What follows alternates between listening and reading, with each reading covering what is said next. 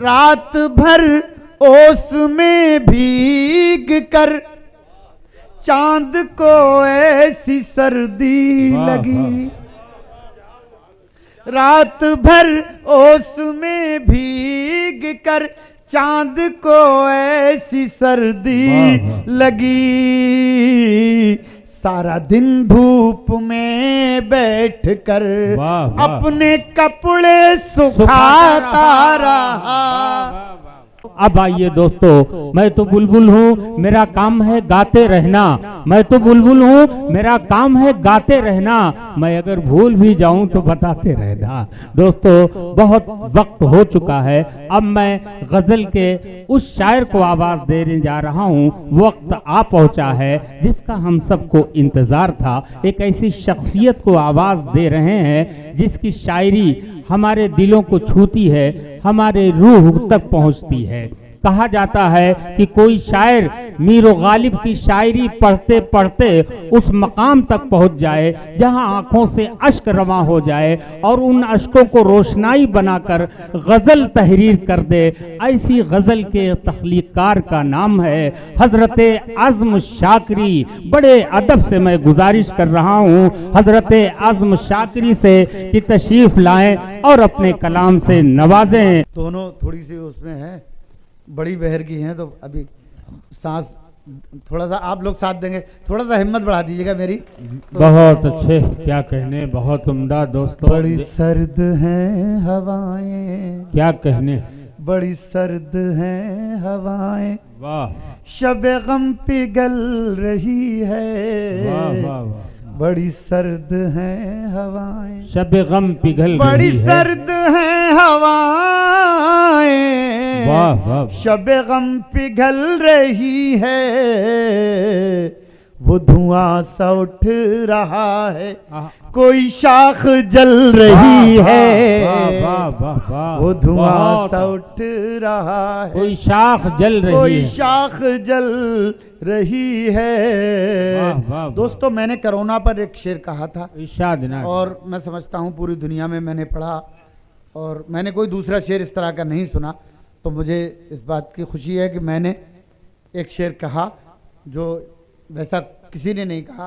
ملاحظہ فرمائیں، وہ دھواں سا اٹھ رہا ہے، کوئی شاخ جل رہی ہے، مجھے ایک لاش کہہ کر کیا کہنے، نہ بہاؤ پانیوں میں، مجھے ایک لاش کہہ کر نہ بہاؤ پانیوں میں، میرا ہاتھ چھو کے دیکھو میری نبض چل رہی ہے، میرا ہاتھ چھو کے دیکھو میری نبض چل رہی ہے ہزار زخم دل میں کیا کہنے، مگر اب بھی ہنس رہا ہوں، ہے ہزار زخم دل میں مگر اب بھی ہنس رہا ہوں، میرے دوستوں کو میری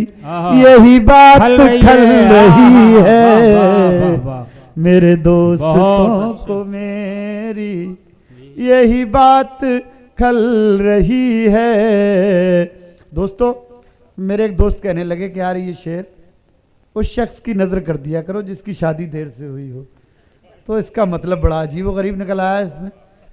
ہاں ملاحظہ فرمائیں، وہ دھواں سا اٹھ رہا ہے، کوئی شاخ جل رہی ہے، میں نے پیڑ روشنی کے کیا کہنے، ذرا دیر سے لگائے، میں نے پیڑ روشنی کے ذرا دیر سے لگائے، وہ تو پھول پھل رہے ہیں میری عمر ڈھل رہی ہے،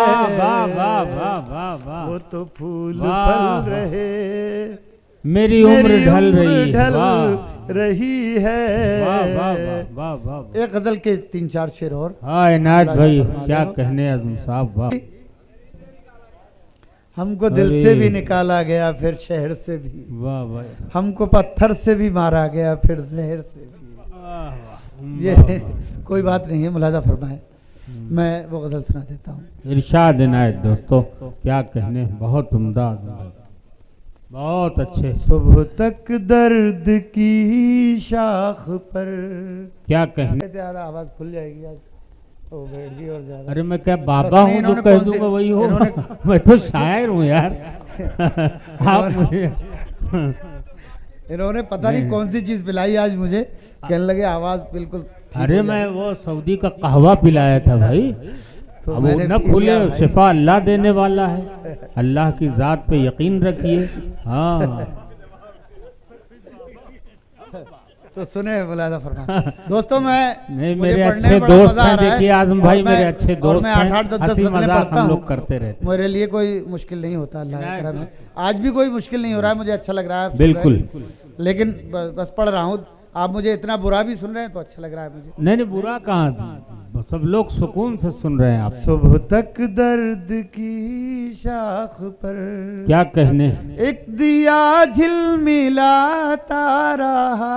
واہ واہ واہ، کیا کہنے، دیکھیے گا ایک منظر، کیفیت۔